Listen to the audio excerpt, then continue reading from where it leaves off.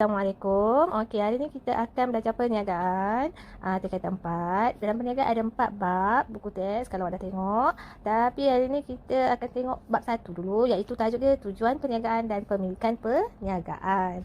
Okey, dalam bab 1 ni ada 6 subtopik yang perlu anda belajar. Antaranya tujuan perniagaan. Yang kedua, membezakan setiap bentuk pemilikan perniagaan. Ada sama ada dia pemilikan tunggal ke, perkongsian ke, syarikat senyam berhad ke, koperasi ke, ataupun kerajaan. Yang ketiga pula, mengklasifikasikan perniagaan mengikut saiz kecil, besar, sederhana. Keempat, menerangkan skala perniagaan berdasarkan kriteria, tempatan, zon dan kebangsaan. Nombor 5, menjelaskan perniagaan berdasarkan penawaran barang dan perkhidmatannya, pemilikan saiz dan skala serta klasifikasinya. Dan akhir sekali, membezakan perkembangan perniagaan dalam sektor utama, kedua dan ketiga. Okey, bab 1 tingkatan 4 ni anda kena fokus betul-betul sebab sejak perniagaan ni diperkenalkan 3 tahun yang lepas, setiap tahun dalam SPM mesti ada keluar soalan bab 1 tingkatan 4. Jadi kena, orang kata kena fokus bab ni lebih sikit ya. Okey. Tapi untuk hari ni sikit je kita nak belajar, iaitu maksud dia dan serta dia punya, orang kata konsep dia saja. Itu saja.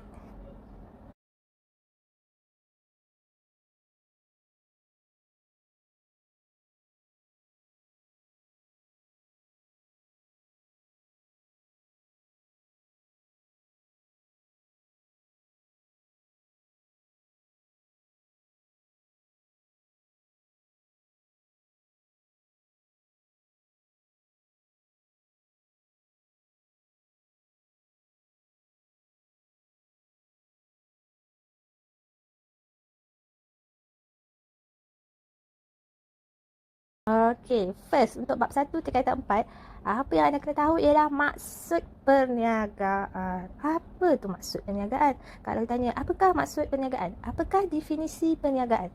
Apakah makna perniagaan? Perniagaan ialah, ini jawapannya, aktiviti yang melibatkan urus niaga jual beli barang atau perkhidmatan.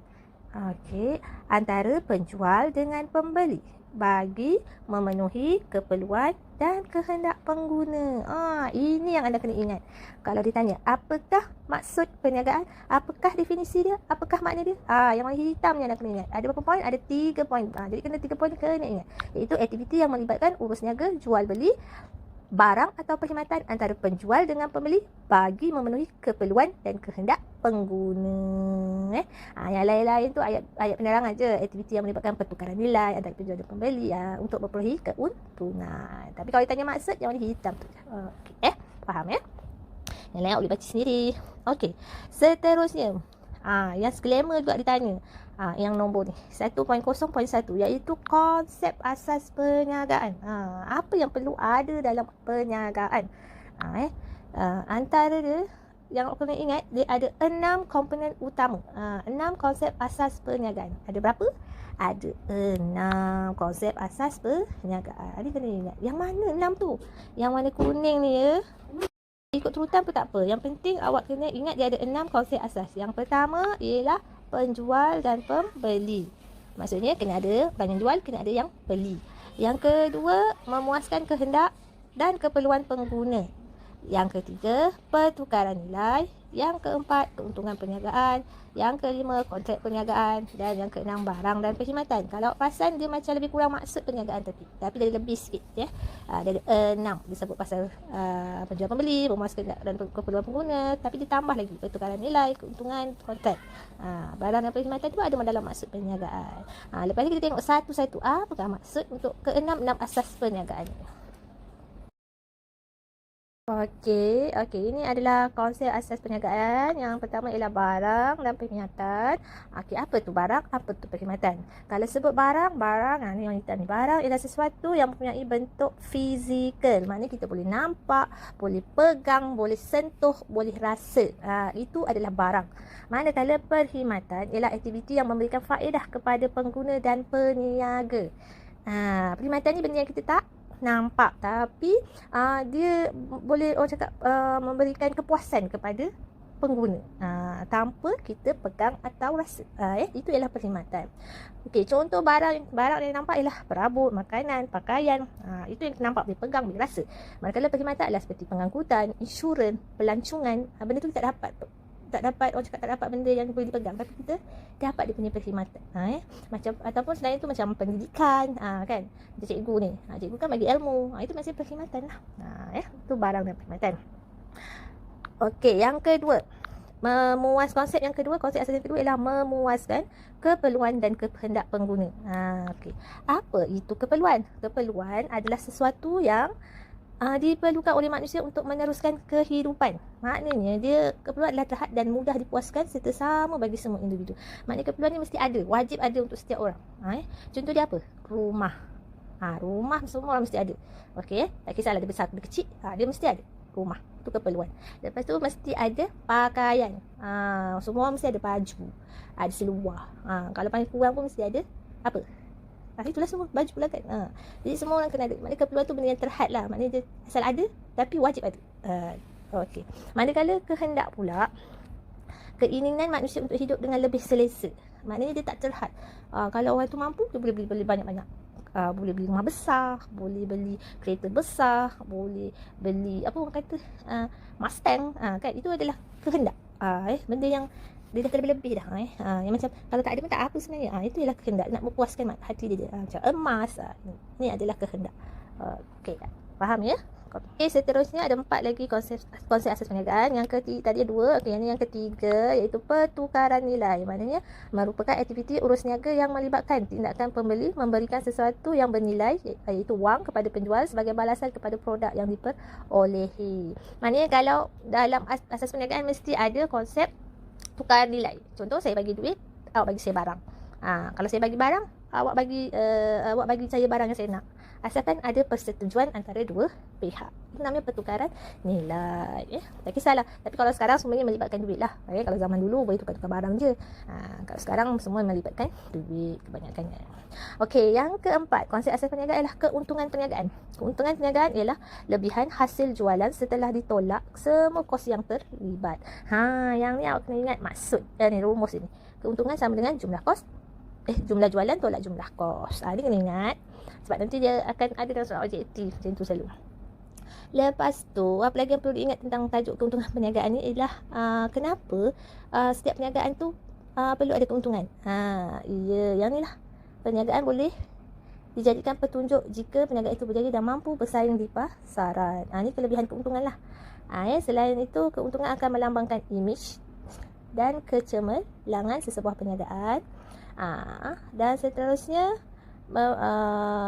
perniagaan bila perniagaan itu telah berjaya memaksimumkan keuntungan yang telah ditetapkan, perniagaan tersebut bertanggungjawab untuk menyumbang semula sebahagian daripada keuntungan kepada masyarakat setempat. Okey, ini adalah kelebihan keuntungan. Kalau ditanya apa kelebihan keuntungan tu, apa kepentingannya, ni yang 2 perenggan ni. Ada 1, 2, 3 poin. 1, 2, 3. Okey, seterusnya konsep asas perniagaan yang kelima ialah penjual dan pembeli. Penjual ialah individu yang menawarkan barang atau perkhidmatan. Penjual tu orang yang nak jual barang lah, kan.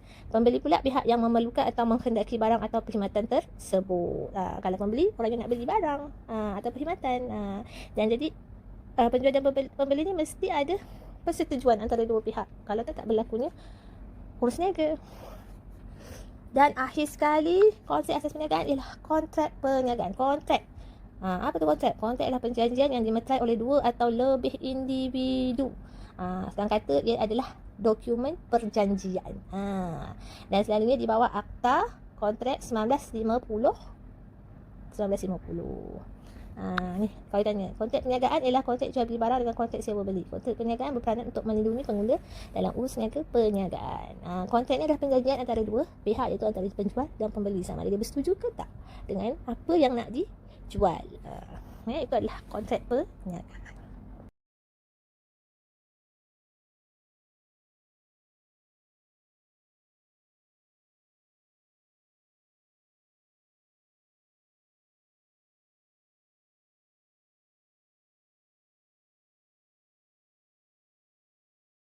Okey, jadi saya harap anda dah faham tadi, satu, maksud perniagaan, dan yang kedua, 6 konsep asas perniagaan. Okey, seterusnya kita sambung topik yang terakhir untuk hari ini, ialah aktiviti perniagaan. Aktiviti perniagaan ni terbahagi kepada 2. Yang pertama, aktiviti berasaskan barang, dan yang kedua, aktiviti berasaskan perkhidmatan. Macam mana nak bezakan ni? Kalau dia cakap pasal barang, yang ni, ia adalah melibatkan penggunaan faktor-faktor pengeluaran untuk menghasilkan barang fizikal. Contohnya, kilang perabot menghasilkan perabot seperti meja, kerusi dan kabinet untuk dijual kepada individu, organisasi dan kedai perabot. Maksud di sini, kalau aktiviti perniagaan berasaskan barang, aktiviti yang nampak. Aktiviti perniagaan tu nampak, yang boleh dipegang, boleh dirasa, boleh dilihat. Tu cakap tadi, kalau buat kilang kerepek, kilang baju, nampak benda ni. Itu adalah aktiviti berasaskan barang. Manakala aktiviti berasaskan perkhidmatan pula, yang kedua, ialah melibatkan penawaran barang yang tidak nyata, tapi dapat memberikan keselesaan dan kepuasan dan kecekapan kepada pengguna. Contohnya, pendidikan. Cikgu ni ialah aktiviti perkhidmatan yang menawarkan pembangunan modal insan dari aspek mental dan fizikal. Perkhidmatan ini melibatkan sektor awam dan sektor swasta. Aktiviti berasaskan perkhidmatan ni bukan hanya pada pendidikan. Contoh lain, pelancongan. Mana bila kita sewa homestay, kita puas hati, kita boleh mandi dekat kolam, boleh ambil gambar, boleh tenang fikiran. Tapi lepas tu kita tak dapat pun homestay tu kan, tapi kita menyewa je kan. Itu namanya aktiviti perkhidmatan. Itu beza aktiviti berasaskan barang dan juga aktiviti berasaskan perkhidmatan. Okey, habis untuk topik hari ni. Jadi hari ni apa yang perlu ingat? Maksud perniagaan, 6 konsep asas perniagaan, dan juga 2 aktiviti perniagaan. Boleh kan? Okey, kalau boleh, kalau tak boleh ke, jawab. Bukan jawab, siapkan modul warna kuning tu, muka surat 2 tu je. Siapkan, tak sampai 5 minit saya siap dah. Lepas tu ambil gambar, masukkan dalam Google Form untuk kehadiran. Itu saja hari ini. Terima kasih. Kalau tak faham, boleh ulang balik video ni ataupun boleh PM cikgu. Bertanya terus. Terima kasih.